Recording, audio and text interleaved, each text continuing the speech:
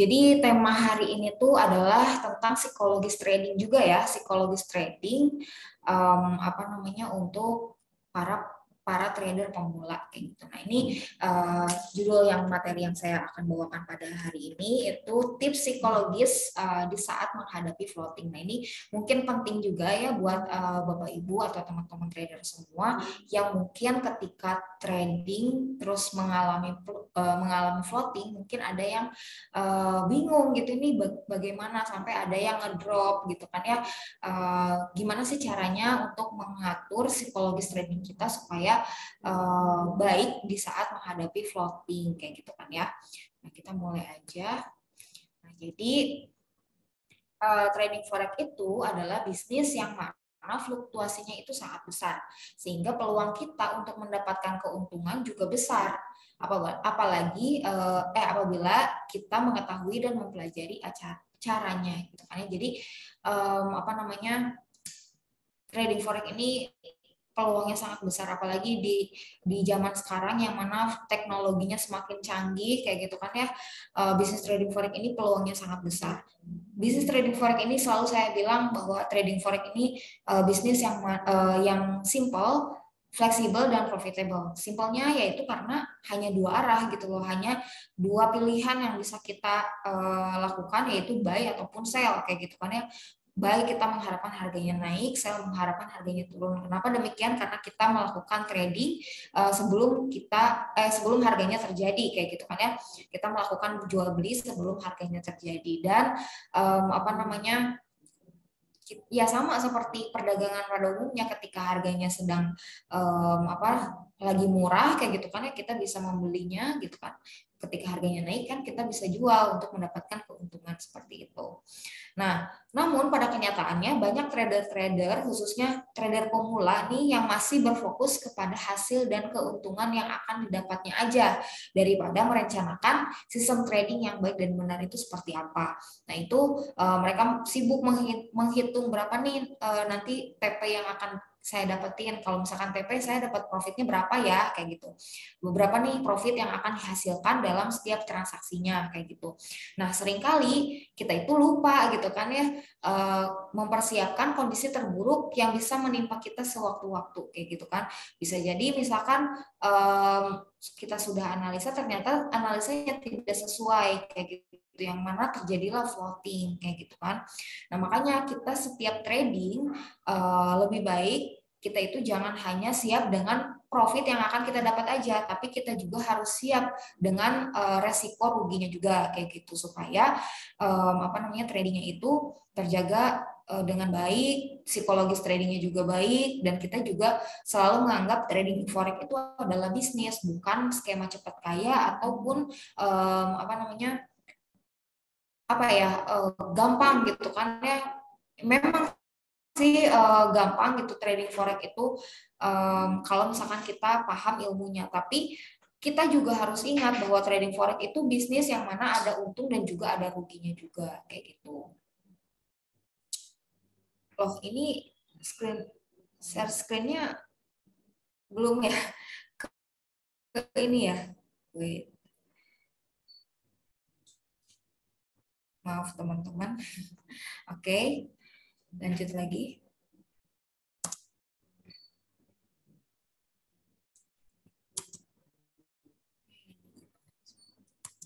Nah, tips psikologis trading di saat kita menghadapi floating. Yang pertama itu jangan panik gitu kan ya.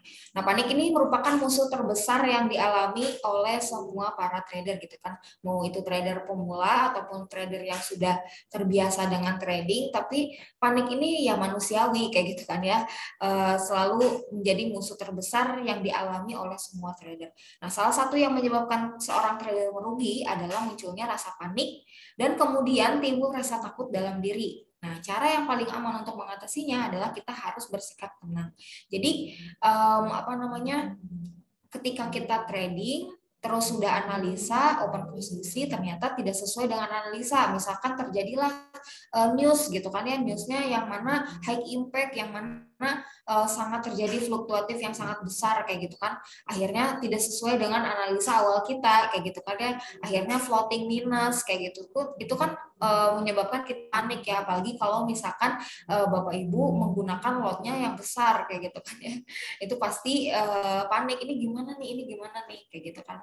Nah, makanya hal yang perlu kita lakukan ketika seperti itu, ketika ternyata analisa kita tidak sesuai, kita harus tenang gitu loh. Tenangin dulu aja gitu. Sebagai contohnya seorang dokter nih yang lagi nanganin pasiennya walaupun kritis kayak gitu kan, mereka ya bersikap tenang, bersikap santai ya agar pasiennya juga ikut tenang kayak gitu kan ya, dan bisa menjalani pengobatan dengan baik. Nah, itu juga sama dengan trading kayak gitu. Ketika kita mengalami hal yang buruk, mengalami trading di saat keadaan yang buruk, kita hal pertama yang paling kita bisa lakukan adalah tenang dulu kayak gitu kan. Supaya apa? Supaya kita bisa menganalisa market secara logis kayak gitu kan. Seperti itu. Kalau misalkan kita panik ketika harganya tidak sesuai dengan analisa kita, berlawanan dengan analisa kita, biasanya itu kan akan menimbulkan takut gitu loh. Takut ini makin dalam kayak gitu kan ya, floatingnya dan lain sebagainya. Maka mengakibatkan pikiran kita juga bisa menganalisis market, tidak bisa menganalisis market secara logis kayak gitu kan. Nah, tanpa disadari kita juga akan bisa memancing lebih banyak kesalahan dan semakin terjebak dalam keadaan trading yang buruk. Maka dari itu kita harus tenang supaya menjadi solusi yang tepat kayak gitu. Lalu yang kedua itu adalah tentukan exit point. Nah, loss dan profit adalah hal yang sangat wajar dalam trading forex. Begitupun juga dengan floating kayak gitu kan. Jadi kalau misalkan kita trading lalu terjadi floating, itu jangan langsung panik gitu, karena memang hal yang wajar gitu loh ketika trading itu ada floatingnya. Karena kan ketika kita transaksi open posisi tek gitu kan ya, itu kan nggak langsung profit gitu ataupun nggak langsung loss, itu pasti floating dulu. Floating itu adalah posisi yang mengambang, dia itu belum fix profit ataupun loss kayak gitu kan. Jadi jangan panik ketika misalkan open posisi langsung minus dulu, ya itu kan lagi floating kayak gitu. Jadi memang itu adalah hal yang wajar ketika floating kayak gitu kan ya. Dan loss ataupun profit itu juga sangat wajar dalam trading, karena trading forex itu adalah bisnis yang mana ada untungnya dan juga ada ruginya juga kayak gitu. Nah, loss itu kadangkala tidak bisa kita hindari dan juga dikendalikan. Bahwasanya kan kita juga sebagai trader retail gitu kan, kita hanya mengikuti pergerakan pasar aja gitu. Kita bukan yang menggerakkan pasar. Maka dari itu kita juga harus penting juga ketika kita tentukan exit point kita gitu kan. Jadi jangan lakukan, kalau lagi panik nih jangan langsung cut loss gitu loh. Terutama saat trading di keadaan yang buruk gitu kan. Kita lihat dulu pola candle-nya seperti apa, pola harganya seperti apa. Lakukan ketika kondisi marketnya sudah memberikan sinyal bahwa memang cut loss ini perlu dilakukan kayak gitu kan. Nah, jadi jangan ngebiarin ketika kita lagi panik langsung kita cut loss kayak gitu. Itu jangan dilakukan seperti itu. Itu sangat tidak disarankan ya. Jadi ketika misalkan lagi panik, kita tenangin diri dulu aja, baru nanti kita lihat marketnya seperti apa. Kalau misalkan dirasa cut loss ini perlu nih, ya udah cut loss kayak gitu kan. Tapi harus kita lihat analisanya lagi kayak gitu kan ya. Kita lihat pergerakan pasarnya seperti apa. Nah, jadi jangan sampai membiarkan rasa panik mengendalikan dan menguasai perasaan kita dalam bertrading. Nah, itu bisa bahaya banget kayak gitu kan. Namun apabila masih ragu nih ketika kita mau cut loss, aduh saya mau cut loss, analisanya ini harus cut loss, tapi saya masih ragu nih cut loss kayak gitu kan ya. Takutnya dia balik lagi kan gitu ya. Kadang trader tuh suka gitu gitu kan ya. Ini harusnya cut loss tapi nggak cut loss karena takut gitu kan ya, takut ternyata pas udah cut loss harganya balik kayak gitu kan ya. Nah, opsi lainnya yaitu ya udah pasangin SL kayak gitu atau stop loss ya, agar posisi yang tertutup saat mencapai posisinya itu dapat tertutup saat mencapai kerugian tertentu kayak gitu. Nah, setelah cut loss, jadikan itu sebagai pedoman, kayak gitu kan, agar kita selalu mempertimbangkan menggunakan money management sebagai patokannya, kayak gitu. Jadi money management di sini maksudnya seperti lot ya, lot, terus juga balance-nya, kayak gitu. Jangan sampai ketika kita trading itu menggunakan lot yang besar kayak gitu kan, tapi modalnya tidak ideal kayak gitu kan ya. Dan ketika harganya tidak sesuai dengan analisa kita, nah itu kan jadinya bikin kita panik kan ya. Misalkan ketahanan akunnya kurang dan lain sebagainya. Makanya nanti ketika sudah misalkan nih teman-teman terjadi cut loss kayak gitu kan ya, nah kita harus mempertimbangkan ketika next nanti trading lagi itu kita harus bijak lagi dalam menentukan lotnya kayak gitu. Lebih baik kita pakai lot yang mini-mini aja dulu kayak gitu kan ya, supaya nanti kerugiannya pun tidak terlalu besar kayak gitu. Lalu yang ketiga itu adalah money management.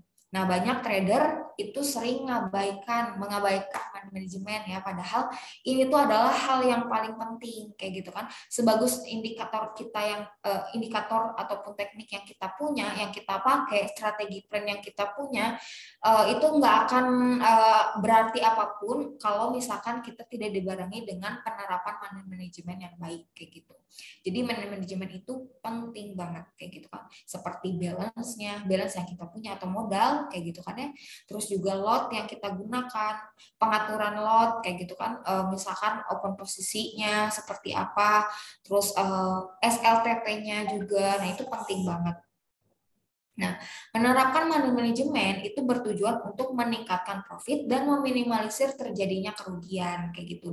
Dengan demikian, kita itu dapat terhindar dari trading di keadaan yang buruk apabila menerapkan money management gitu. Jadi, jadikanlah money management itu sebagai inti dari aktivitas trading kita.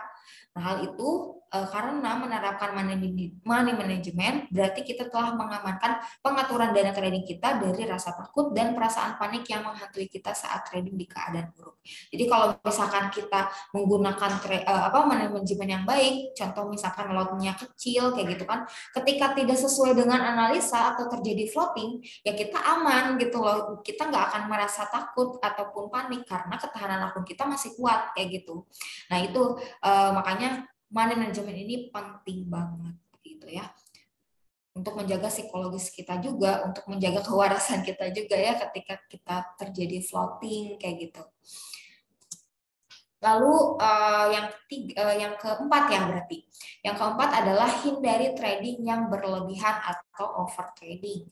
Nah, over trading itu adalah membuka posisi trading terus kayak gitu kan ya, ataupun membuka posisi trading dengan harapan memperoleh profit yang lebih dari sebelumnya. Jadi ketika kita nih udah trading, udah TP, saya pengen open posisi lagi kayak gitu kan ya. Bahkan ada juga yang beberapa tanpa dasar analisa yang kuat gitu kan ya. Jadi bisa dibilang aji mumpung gitu kan, mumpung harganya lagi naik, mumpung harganya lagi turun nih kayak gitu kan ya. Mumpung harganya lagi naik saya mau buy aja gitu kan. Kalau misalkan profit sih nggak masalah ya. Tapi kalau misalkan rugi gitu kan, apalagi kalau misalkan melebihi profit yang kita ruginya itu melebihi profit yang kita dapetin sebelumnya kayak gitu kan ya.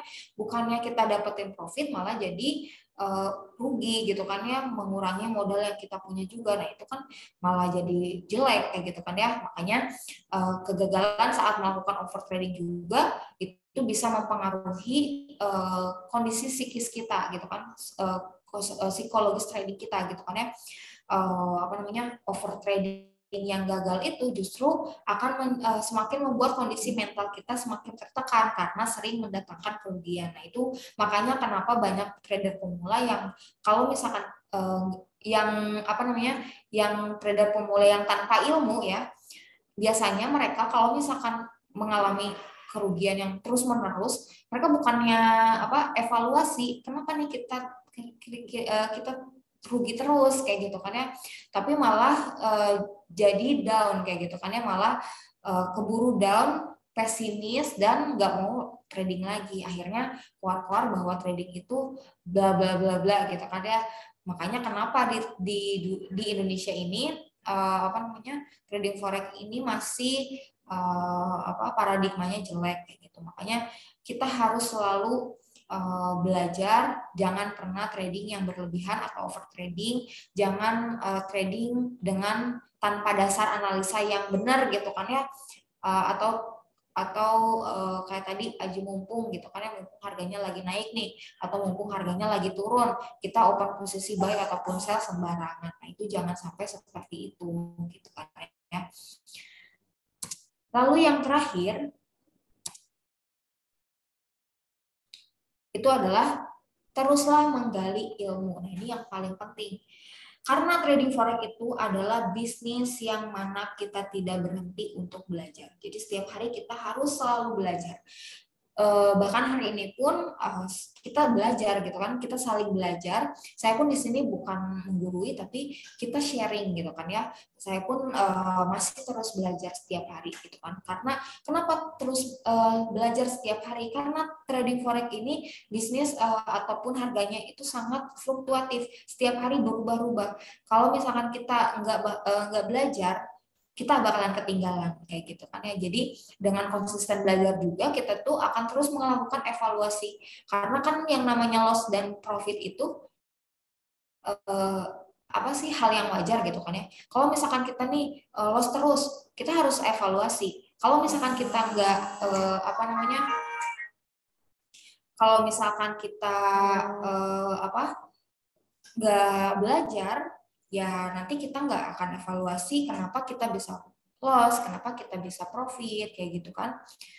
Kondisi apa yang mengakibatkan kita gagal dalam trading. Nah, kalau misalkan kita evaluasi tersebut, ya kita ke depannya tuh bisa menghindari kerugian akibat kesalahan-kesalahan yang sama kayak gitu. Di saat trading berikutnya kita tuh udah paham dan bisa menentukan sikap saat mengalami trading di keadaan yang buruk kayak gitu.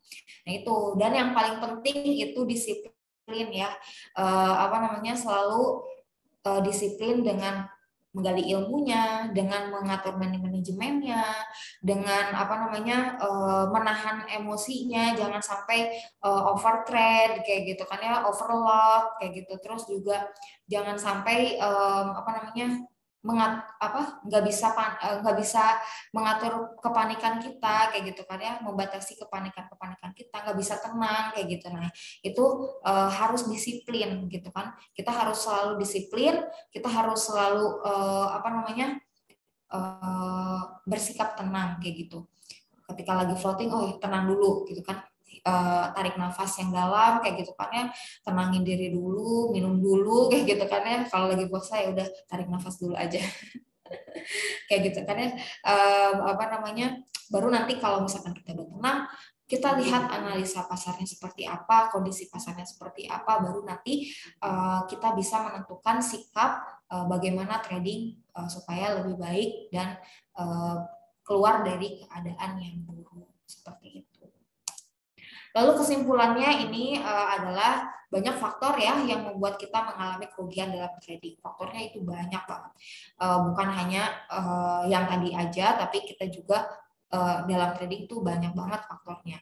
Tapi yang paling banyak menyebabkan kita rugi itu adalah rasa takut atau panik yang tidak bisa kita kontrol.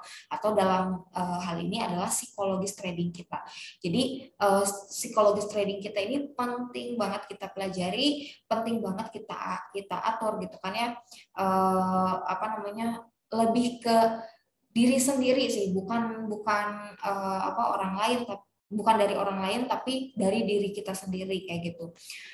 Tapi kalau misalkan kita tradingnya bareng-bareng pun itu juga sama, bisa mengurangi atau bisa bisa setidaknya mengingatkan kita kalau misalkan kita lagi gila gitu kan ya, lagi keluar jalur, kita lagi melenceng gitu kan ya, ada pengingat kayak gitu, itu lebih bagus juga gitu kan. Jadi daripada kita trading sendiri kayak gitu kan ya, jadi kita banyak nakal-nakalnya kayak gitu kan ya, takut atau panik kayak gitu kan, dan lain sebagainya. Apa namanya, nah itu psikologis trading ya. Jadi di saat mengalami floating, hal pertama yang perlu kita perhatikan adalah emosi kita ya. Emosi kita atau psikologis trading kita yang harus kita selalu jaga supaya kita selalu bersikap tenang ya, agar dapat berpikir secara logis dan menemukan solusi yang terbaik dalam keadaan yang buruk gitu kan ya, dalam keadaan trading yang buruk seperti itu. Seperti itu mungkin apa namanya materi yang saya sampaikan. Ya, ada quotes di sini, ini bagus banget quotesnya. Trading is 10% buying, 10% selling, and 80% waiting. Jadi 10% beli, 10% jual, dan 80%-nya adalah menunggu gitu kan ya, atau floating kayak gitu kan ya. Kita harus sabar gitu kan. Apa namanya? Kalau kita sabar itu pasti disayang market kayak gitu kan ya.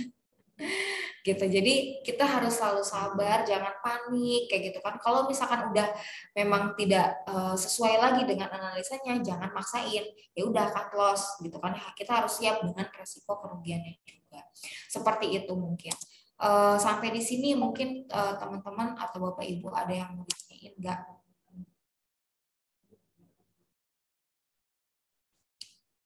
Nah ini Pak Abdul udah datang ya. Selanjutnya mungkin apa namanya dilanjut lagi sama Master Abdul. Nih Master Abdul pakarnya psikologis trading. Enggak juga. Ini gimana, suara saya kedengar ya? Kedengar pasti. Gimana kabarnya, sehat? Alhamdulillah baik, Bapak sehat. Apakah di sana sudah berbuka belum ya? Belum, masih lama. Ya, saya ucapkan selamat menunaikan ibadah puasa bagi yang menunaikannya ya. Ini ada pertanyaan, tapi bolehlah kita sebelum ada pertanyaan kita sharing dikit tadi masalah materi dari Mas Dina tadi ya? Ya. Oke, baik. Assalamualaikum warahmatullahi wabarakatuh. Selamat sore ya. Mudah-mudahan semuanya dalam keadaan sehat walafiat. Suaranya kedengar ya? Kedengaran. Oke. Apa yang tadi sudah disampaikan oleh Mas Dina, saya kira sudah detail ya. Detail dalam pengertian bahwa trading itu tidak hanya terfokus kepada buy ataupun sell. Banyak hal yang mempengaruhi dalam dunia trading. Salah satunya, kenapa sih terkadang kita dalam trading itu mengalami ragu-ragu atau tidak yakin terhadap apa yang akan dilakukan. Nah, itu tadi sudah dibahas dalam konteks judul yang cukup bagus ya. Psikologi trading menghadapi floating. Oke. Jadi ini ada dua kata, psikologi dan floating. Mungkin teman-teman pasti yang terfikir dalam benak teman-teman semua adalah floating itu minus. Kenapa sering mengatakan bahwa floating itu minus? Karena kebanyakan kalau orang mengatakan floating dalam posisi minus, padahal pengertian sendiri dari floating adalah posisi terbuka yang masih berjalan ya. Artinya pengertian floating adalah posisi yang masih terbuka. Dalam pengertian adalah misalkan saya masih punya posisi beli. Nah, posisi itu masih berjalan. Artinya berjalan ada dua kemungkinan. Berjalan dalam posisi plus, berjalan dalam posisi negatif. Maka pengertian floating adalah posisi yang masih berjalan di dunia trading. Nah, namun demikian karena maksimal, nah ini kebanyakan pelaku trading ini kalau sudah namanya floating itu adalah hal yang negatif dalam pengertian posisinya pasti minus. Itu mayoritas ya. Oke, kenapa?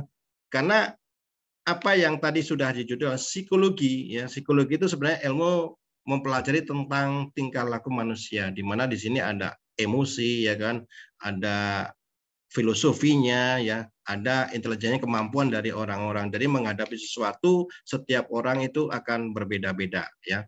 Oke. Jadi teman-teman, tadi udah uraiannya saya perhatikan dari tadi yang pertama bahwa kita untuk menghadapi floating itu apa sih?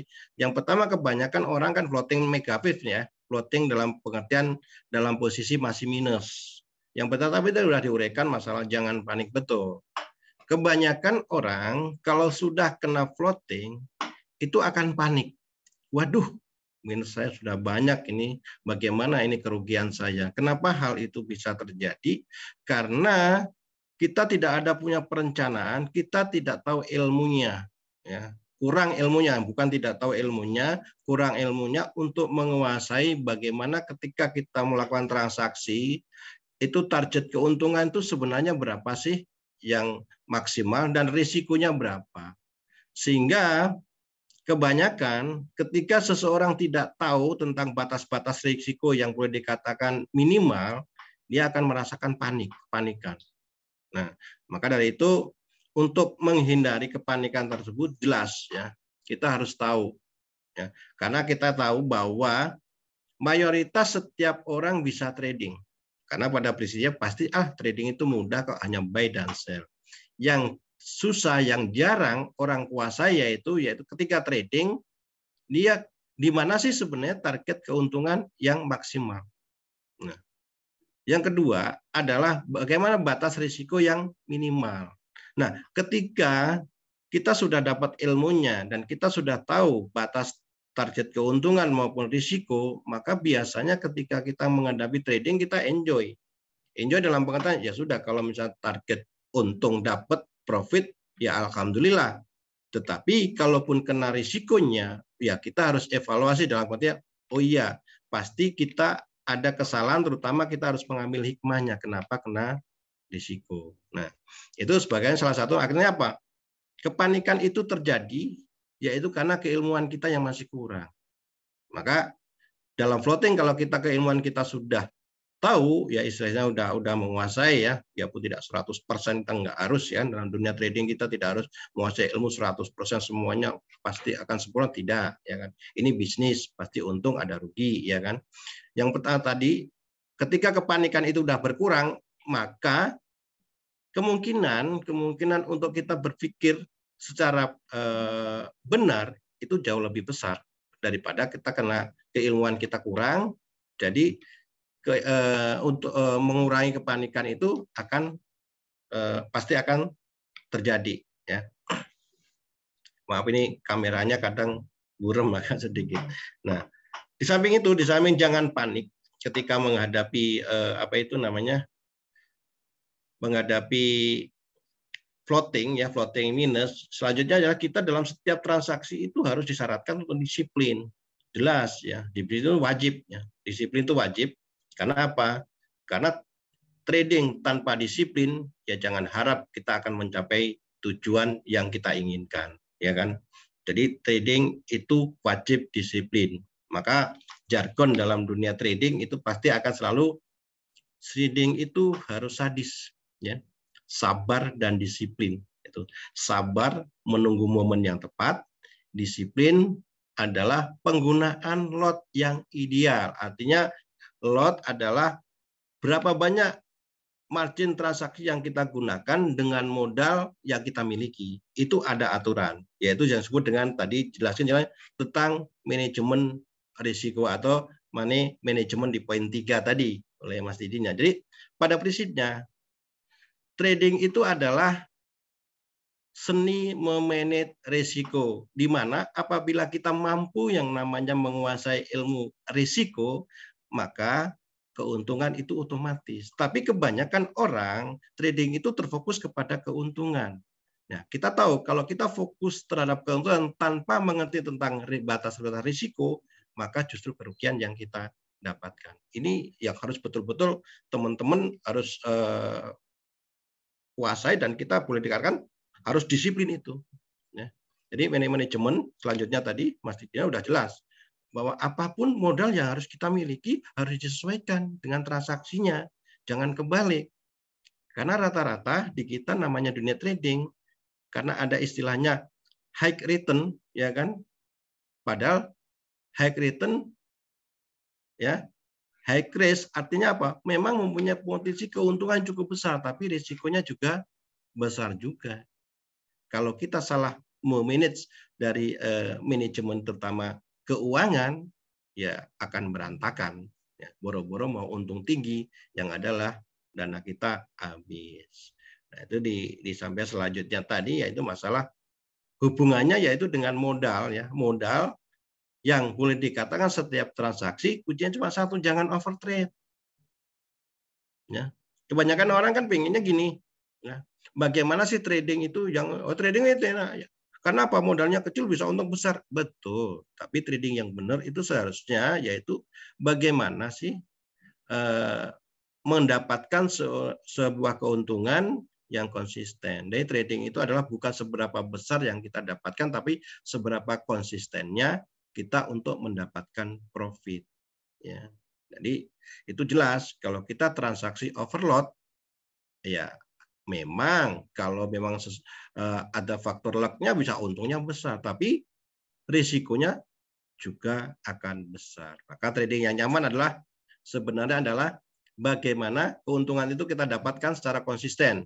Dalam hal ini adalah yang enak modal besar target kecil, jangan dibalik. Kebanyakan kan modal kecil target besar, berat. Ya kan? Contoh sederhana saya selalu menekankan ya, kasih contoh misalkan, wah saya mau trading ini bisa nggak kira-kira sebulan untung 50% bahkan 100%? Bisa. Hanya saja risikonya juga sebesar itu. Udah siap belum? Nah itu akan berat secara psikologi, ya kan? Karena apa? Menjabat tekanan, saya harus untung sekian. Ya. Jadi kalau 50% dari 100 juta misalnya, itu adalah 50 juta. Tapi cara pencapaian target segitu dalam dunia trading itu berat sekali. Kalau menurut saya ya sangat berat. Ya. Yang enak gimana? Saya pengen dapat misalkan keuntungan sama 50% atau 50 juta. Tetapi saya transisinya jadi nyaman, aman ya, dan juga menghasilkan tanpa beban psikologi yang keras. Ya modalnya aja digedein, targetnya dikecilin. Katakanlah sudah target 5%. Itu jauh lebih mudah tercapai daripada target 50%. Hanya modalnya digedein. Misalkan 1 miliar, target 5%, dapatnya juga 50 juta. 50%, 100 juta. Targetnya dapatnya juga 50 juta. Hanya saja secara psikologi untuk mencapai 50% target sangat-sangat berat. Itu yang harus teman-teman perhatikan betul-betul ya. Jangan sampai enak trading berapa pun saya bisa 100%. Iya. Cuma terkadang orang yang seperti itu nggak lama. Ya, untung sebentar. Setelah itu nggak ada suara lagi karena apa? Habis dananya biasanya seperti itu. Nah, yang tadi yang terakhir yang boleh dikatakan dari kesimpulan dari Mas Didina yaitu intinya dari poin-poin yang apa yang sudah disampaikan tadi adalah tentang harus belajar ilmu, ya kan? Ilmu itu penting. Dari modal trading itu ada dua, uang dan ilmu. Yang banyak saya perhatikan adalah orang banyak uang, banyak modal, tapi ilmunya nggak ada. Apa yang terjadi? Yaitu berapapun dana yang dimiliki itu akan habis. Tetapi ketika kita sudah punya ilmu, ya uang berapapun dengan manajemen keuangan yang bagus, psikologi kita yang sudah boleh dikatakan sudah teruji, insya Allah pertumbuhan dalam akun kita akan menjadi bagus pula. Itu yang tambahan dari saya ya Mas Dina. Mana Mas Dina hilang nih. Oke, ya. Nah, psikologi tadi kan saya utarakan bahwa trading itu adalah 80% itu adalah psikologi. Jadi trading itu sebenarnya 80% lebih bisa psikologi. Bukan berarti teknikal ataupun fundamental nggak penting, penting. Hanya saja sehebat apapun ilmu teknikal, sehebat apapun fundamental yang kita miliki, tetapi kalau psikologi kita tidak teruji, ya berantakan juga kan gitu. Kita seperti disampaikan oleh ya. Nah, psikologi itu poinnya kan 3 ya. Saya di awal beberapa kalau saya membahas masalah psikologi yaitu psikologi poinnya ada 3 yaitu emosi. Emosi adalah kemampuan penguasaan dalam diri kita. Ya, bagaimana ketika floating tenang enggak? Bagaimana untung euforia enggak? Sebab orang itu di dunia trading kebanyakan yang dilakukan adalah kebalikan yang diinginkan. Maksudnya kebalikan yang diinginkan gimana? Dia di trading pengen untung besar. Ya kan? Tetapi ketika transaksi baru biru sedikit untung sedikit udah bingung di close. Nah, dan sebaliknya dia nggak mau rugi, tetapi ketika floating, ya floating minus itu sepertinya tahan sekali. Nah, itu yang saya katakan keinginan tapi kebalikan yang dilakukan. Nah, ini harus balance. Keinginan harus yang dilakukan harus sama. Kalau pengen mencapai tujuan yang maksimal ya. Emosi tadi harus dikuasai betul-betul. Yang kedua, kalau dalam psikologi kita juga harus punya namanya fisiologi ya. Filosofi ya. Filosofi adalah sebenarnya saya trading itu apa sih? Saya trading itu main-main, untuk main game atau untuk menghasilkan, pengen ini sebagai bisnis. Nah, itu penting. Kalau tujuan itu nggak dicapai, ya saya kira juga akan mulai dikatakan tidak akan menghasilkan sesuai dengan apa yang kita inginkan. Contohnya misalkan kita punya dana, ini kan untuk belajar, biar aja kita transaksi over. Itu namanya nggak punya filosofi, jangan nggak punya tujuan untuk kita melakukan ini. Harusnya kalau misalkan di saat kita mau belajar modal kecil misalkan dulu, ya betul-betul seakan-akan ini duit ini adalah uang besar nih. Jadi kalau saya hilang ini juga harus merasa terbebani. Oleh karena itu kita harus betul-betul bagaimana agar dana yang kita miliki itu betul-betul merasa inilah yang akan menghidupi kita. Artinya apa? Setiap transaksi kita juga hati-hati, ya kan. Nah, poin ketiga sama dengan yang menghadapi psikologi tadi. Dalam psikologi ya inteligensinya atau kemampuan. Kemampuan itu harus terus dilakukan. Di dunia trading nggak ada. Misalkan kita mau belajar 1 minggu sudah selesai, Pak Abdul? Enggak. 1 bulan? Enggak juga. 1 tahun? Enggak juga. Jadi kalau ilmu di dunia trading harus selalu update. Harus selalu update karena pasar itu selalu fluktuatif. Jadi memang betul pola dalam suatu pola suatu trading ya atau volume transaksi dari zaman dulu sampai sekarang itu polanya sama, naik turun ya, tren koreksi, bisa koreksi down ke koreksi tren down jadi up ya. Selalu itu. Yang membedakan ini apa sih? Yang membedakan dunia trading dari zaman dulu sampai sekarang polanya sama tapi volumenya berbeda. Itu yang harus kenapa kita harus terus update terus. Jadi nggak bisa, tahun 2010 kita transaksi emas, paling emas range atau rata-rata pergerakan sehari cuma 15. Terus ke depannya cuma 15, enggak. Itu akan bisa lebih, bisa 20, ya, bisa 30. Nah, itu artinya apa? Volumenya yang tambah, polanya sama. Jangan mentang-mentang, dulu saya lihat di chat tahun berapa yang tahun 2000 ini kenaikan paling tinggi 10 poin di emas. Nah, kita begitu saat ini ya 22 tahun yang lalu lah, 2023 ya berarti kan. Kita samakan dengan sekarang. Oh, ini udah 10 poin nih, pasti balik lagi harga. Nah, kita melakukan transaksi kebalikan, ya kita akan terjebak. Karena apa? Ternyata sekarang misalkan volume rata-rata ring dari pergerakan emas sehari bisa sampai 30 bahkan 40. Berapa banyak kerugian yang kita miliki tanpa kita tahu ilmu yang kita miliki ya, dengan adanya selalu belajar sesuai dengan perkembangan di dunia trading ini. Itu Mas Dina ya tambahan dari saya ya, mudah-mudahan dapat bermanfaat buat teman-teman. Dan kita buka sekarang adalah untuk session tanya jawab ya. Boleh. Silakan buat teman-teman yang mau bertanya, boleh kita sharing, kita belajar bareng ya. Karena pada prinsipnya tujuan kita sharing di sini adalah biar kita punya satu visi dan misi ya, sukses bersama dalam dunia trading. Kebetulan ini kita siapkan ini di MAC dengan edukasi beberapa mentor ya. Kita saling, tidak semuanya mentor akan sama, tapi tugas kita menyatukan. Jadi semuanya visinya sama, biarpun jalannya berbeda, ya kan? Itu. Oke, ada pertanyaan ini sepertinya. Kita buka dulu ya, Mas Dina ya. Boleh. Oke. Dari Fincop ya. Semisal habis loss banyak di trading, berhenti dulu atau recovery dulu, Kak, untuk mengembalikan psikologi. Itu ada pertanyaannya. Coba kalau dari versi Mas Dina. Saya itu trading itu habis-habisan nih. Yang bagus itu kita berhenti dulu atau recovery dulu, Kak. Recovery artinya mengembalikan secara langsung untuk mengembalikan psikologi. Silakan. Oke, ini pertanyaannya bagus banget. Kalau saya pribadi, biasanya kalau misalkan udah loss banyak, itu saya rehat dulu gitu loh. Saya misalkan ngopi dulu kayak gitu atau refresh dulu, jalan-jalan dulu supaya tenang hatinya, tenang pikirannya kayak gitu kan. Udah ikhlas dengan ini saya loss gitu kan ya, udah ikhlas. Nah, baru nanti setelah udah jalan-jalan, udah refresh kayak gitu kan, udah udah tenang kayak gitu, udah psikologisnya stabil lagi.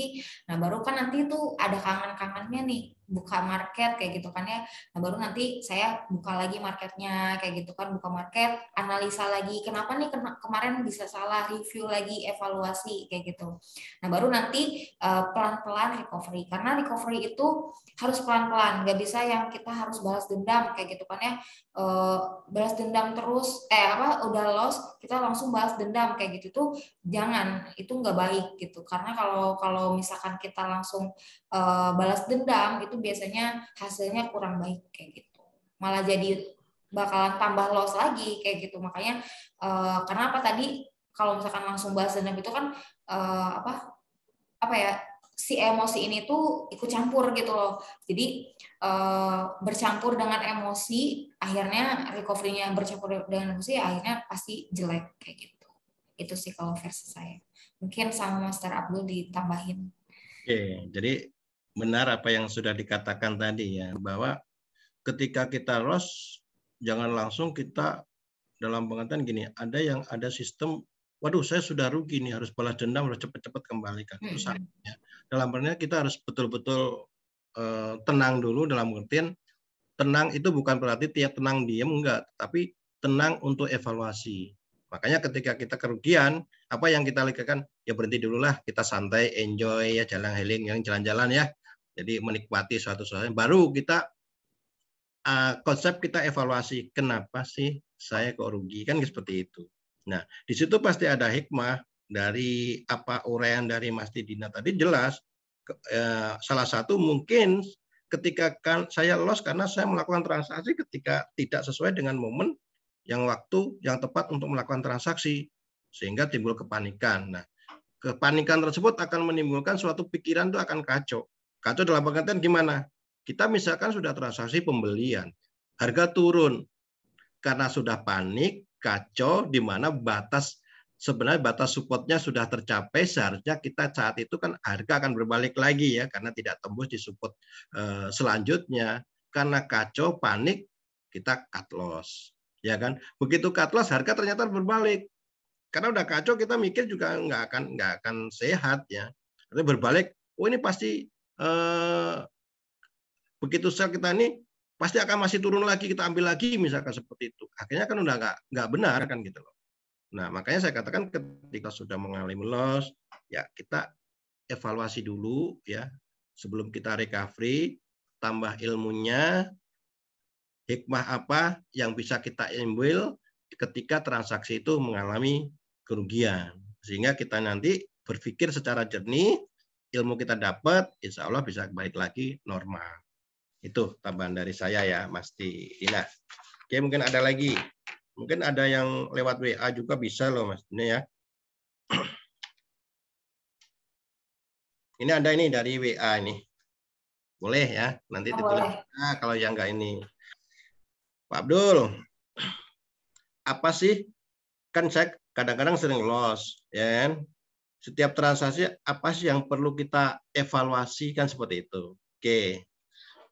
Ini dari Kediri nih ya, malah justru jauh nih. Oke, jadi gini, Mas Budi ya, Mas Budi dari Kediri nih. Banyak orang trading itu seperti kita boleh dikatakan apa ya, mengerjakan sesuatu tanpa evaluasi. Maksudnya gimana mengerjakan sesuatu tanpa evaluasi? Gila. Saya transaksi beli, aduh kena TP, alhamdulillah sudah selesai. Saya transaksi beli ataupun sell, aduh kena stop loss, sudah selesai. Nah, sampai kapanpun kalau hal itu dilakukan tanpa adanya evaluasi, sampai kapanpun kita nggak ngerti. Kenapa sih saya bisa untung? Kenapa sih saya bisa rugi? Nah, sebagai seorang trader, itu harus betul-betul punya yang namanya buku evaluasi, kalau kita sebut sebagai jurnal trading ya, Mas Dina ya. Jadi jurnal trading itu hukumnya, kalau saya itu wajib, kalau memang belum ingin belajar, pengen sukses di dunia trading. Jadi jurnal trading sama dengan kita sekolah rapot. Bagaimana kita bisa melihat kemampuan kalau rapotnya nggak ada. Bisa juga hari ini nilainya 10, besok 5. Tapi nggak ngerti, karena apa? Evaluasinya nggak ada, rapotnya nggak ada, jurnal tradingnya nggak ada. Nah, sedangkan evaluasi di sini ya, kalau kita transaksi, mau untung, mau rugi tetap harus ada evaluasi. Ya, evaluasi itu dimulai ketika kita sebelum masuk market juga. Jadi ketika kita masuk market, mau transaksi beli ataupun jual, kita harus tahu apa sih alasan saya melakukan transaksi, baik transaksi beli ataupun jual. Kita harus tahu alasannya, jangan sampai kita mau transaksi, kata teman saya ini posisinya bagus, buy, ikut. Teman satunya lagi tanya, loh itu kok sell? Itu kita bingung. Artinya apa? Kita mau transaksi nggak tahu alasannya, ya repot. Apalagi ikut-ikutan. Nah, ikut-ikutan padahal, itu yang buy, tapi kok akhirnya bisa sell, yang buy bisa profit, yang sell juga profit, Pak Abdul. Bisa terjadi, karena apa? Dia tahu alasannya. Maksudnya, ketika dia melakukan transaksi buy, ternyata dia tepat waktunya ketika itu tren terjadi. Oke? Nah, tapi yang sell itu juga profit akhirnya. Iya, tetapi karena dia ngambil sell, karena dia menganalisa, dia ngambil adalah untuk koreksinya. Jadi dua-duanya itu bisa profit, tapi kalau tahu alasannya. Ya kan? Kalau nggak tahu alasannya, satu buy, satu sell. Masa kita mau transaksi buy dan sell? Kan jadi locking, ngunci itu namanya ya. Jadi itu nggak pas. Tapi kalau kita nantinya udah tahu alasannya, oh si A itu transaksi buy. Kenapa transaksi buy? Iya, karena ini trennya sudah break. Oh iya, tahu alasannya. Oh, kenapa ini sell? Misalkan, enggak, ini sell-nya ini saya pending order karena saya ngitung ini adalah koreksinya nanti di sini. Toh akhirnya benar jadi, oh itu. Jadi tahu alasannya kita melakukan transaksi. Nah, evaluasi kedua apa? Sesudah transaksi. Sesudah transaksi misalkan kena TP. Ya kan? Kita ada evaluasinya, catatan sendiri. Oh ya, tadi itu kayak saya kena target profit karena satu, momennya tepat, dua, ada news dan sesuai dengan saya, sesuai dengan arah yang news atau momen di mana newsnya negatif, saya melakukan transaksi sell. Itu terus dicatat juga. Ya. Jadi dari review itu yang nantinya akan menjadi bekal kita ke depan untuk transaksi, kita bisa lebih maksimal, lebih nyaman, lebih aman, ya kan. Nah, dari dua transaksi kita sebelum transaksi kita punya alasan, sesudah transaksi kita menerima, baru dipelajari. Poin ketiga, pelajari terus. Nanti akan lama-lama akan di luar kepala. Karena pada prinsipnya orang paham, orang ngerti itu karena kebiasaan yang sering dilakukan. Bukan berarti, maaf nih, contoh seorang guru. Kita kadang kagum ketika waktu kita guru matematika, contoh aja di SMP. Hebatnya guru matematika itu, dia tahu ngitung-ngitung seperti ini kok luar biasa. Kita yang masih baru belajar otomatis kan bingung. Nah, kenapa seorang guru itu bisa seperti itu? Karena apa? Ya karena tiap hari, tiap tahun yang dipegang cuma itu aja. Akhirnya apa? Ya ngitung segala sesuatu udah di luar kepala karena ini udah pernah terjadi beberapa kali. Kalau misalkan seorang guru matematika 6 tahun di situ, ya setiap kali 6 tahun yang dihadapi itu. Sama di dunia trading juga seperti itu. Kalau kita sering melihat, menganalisa setiap hari, lama-lama juga kita, kok bisa ya? Perasaan saya ini harga turun, tapi ini melakukan transaksi. Mentor saya melakukan transaksi buy, tapi untung ya. Kenapa? Dia udah paham. Ya kan? Udah paham pola-pola yang terjadi dalam dunia trading karena adanya evaluasi tersebut. Itu Mas Budi mungkin jelas, dan lainnya juga bisa dapat masukan. Ya, Mas Didina, mungkin ada lagi, silakan. Ada mungkin dari Mas Didina? Sampai jam berapa ini? Sampai tarawih atau sampai berbuka puasa, Mas Didina? Ya, kita dikit lagi ya. Iya. Ini udah mau jam 5 ya? Iya, udah mau hampir sejam. Oh, iya. Mungkin ada masukan lagi, Mas Didina? Tadi udah cukup banyak udah jelas banget ya dijelasin sama Master Abdul. Ya. Intinya ya psikologis trading itu ya harus kita kontrol diri kita sendiri gitu loh, emosi diri kita sendiri kayak gitu. Oke. Gitu. Ini ada satu lagi, boleh ya dijawab ya? Boleh. Cuma lewat handphone juga ini. Boleh. Oke, itu pertanyaan. Tolong dong, tip trading yang baik itu yang bagaimana? tip trading. Tadi sudah dijelasin juga tip menghadapi floating. Kalau secara umum sebenarnya tip trading sama ya. Ini buat tambahan juga ya. Apa sih tip trading itu? Apa kita jadi seorang trader yang sukses? Yang pertama ya modal. Trading sesuaikan dengan modal yang kita miliki. Jangan modal kecil, pengennya untuk besar, ya kan? Itu bukan tip namanya itu. Tip untuk hancur, ya kan? Ya bisa aja untung besar, tapi faktor luck nantinya gitu. Nah, yang kedua, kalau menurut saya, ketika kita modal, ya tetap pelajarannya adalah risiko. Jadi kita harus siap menghadapi risiko. Artinya ketika kita trading modal sekian, udah ditentukan batas risikonya berapa. Jangan semua dijatuhkan untuk risikonya, jangan. Kebanyakan trading kan seperti sekian modal habis. Maka kalau kita udah sukses nanti nggak akan lagi menemui nama kata-kata MC. Jadi bisa lupa MC itu apa sih, margin call itu apa? Kenapa? Disiplinnya tinggi. Nah, kebanyakan orang kalau ditanya MC, ya MC dalam pengertian margin call itu banyak banget karena apa? Keseringan nemuin itu. Didasarin oleh apa? Ya karena kemampuan modal kecil ingin untung besar kan gitu. Nah, tips selanjutnya trading itu seperti pasar-pasar real ya, pasar-pasar real di dunia nyata, ya pasar di mall misalnya boleh juga. Kenapa? Itu pasti ada jam-jamnya. Makanya saya katakan waktu transaksi yang baik itu kita juga harus tahu. Ya, jadi kita nggak bisa misalkan transaksi itu seenaknya setiap 24 jam full kita transaksi, nggak bisa, ya kan? Selain kita mall buka nggak mungkin kan pagi-pagi jam 6, ya jangan ke mall jam 6. Nggak ada juga yang dagang di situ masih digembok. Nanti dikira kita maling juga kan seperti itu. Ya. Nah, yang selanjutnya kalau tips saya itu punyailah sistem trading yang baik. Ya, sistem trading yang baik itu adalah coba direview setiap sistem trading yang dimiliki. Ketika tingkat false-nya kurang dari 30%, setialah terhadap sistem trading itu. Jangan gonta-ganti. Ya kan? Kan hobi kita kan gonta-ganti sistem trading. Oh ini bagus, ada temennya, oh ini bagus. Kita yang lama udah bagus, minta yang baru lagi, boro-boro malah untung, malah jeblok. Yang tak kalah pentingnya, ya sebagai istilahnya tipnya, yaitu tadi jelasin Mas Didina, emosi, kendalikan emosinya, ya itu mutlak, ya emosi harus disiplin. Itu ya kalau tip dari saya. Mungkin ada Mas Didina tip tambahan boleh kan gitu ya nggak? Ya Mas Didina, gimana? Cukup? Cukup banget. Oke. Jadi terima kasih teman-teman ya yang telah gabung di webinar Zoom. Mudah-mudahan apa yang kita sampaikan tadi, baik dari Mas Didina dari Jogja dan saya sendiri Abdul Kamil dari Pekanbaru, dapat bermanfaat buat kita semua. Mungkin ada closing statement Mas Didina, silakan sebelum kita tutup.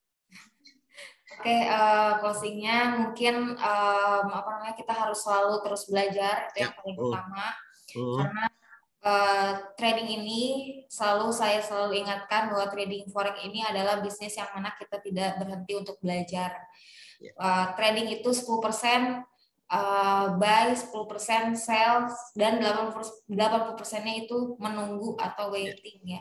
Jadi kita harus selalu sabar ketika kita floating, kita terjadi hal yang buruk dalam trading kita, keadaan yang buruk, ya kita harus tenang dulu, sabar dulu, kita harus selalu stabil emosinya supaya bisa dapat solusi yang terbaik. Itu aja sih. Oke, jadi intinya harus sabar menunggu, waiting ya. Iya. Ya, sama seperti menunggu jodoh ya Mas. Jangan buru-buru. Kalau memang belum jodohnya, nanti itu Tuhan pasti menyiapkan yang terbaik ya. Betul, itu kesabaran. Oke. Ini agak ini ya Pak. Iya, jadi harus menunggu apapun ya.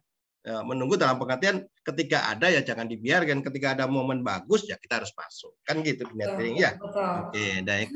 Statement closing dari saya ya buat teman-teman, ingat bahwa trading itu sebenarnya tidak hanya fokus terhadap keuntungan semata, karena pada prinsipnya trading adalah seni untuk memanage risiko. Bagaimana kita apabila kita mampu menguasai namanya seni memanage risiko atau manajemen keuangan, maka keuntungan otomatis. Tapi kalau kita terfokus kepada keuntungan semata, biasanya yang dapat kita dapatkan adalah kerugian. Terima kasih Mas Dina ya. Mungkin Makasih itu yang saya Pak. sampaikan. Ya, selamat sore, selamat menjelang berbuka puasa Ya. bagi yang menunaikan. Sampai ketemu lagi. Wassalamualaikum warahmatullahi wabarakatuh. Selamat sore teman-teman semua. Selamat sore.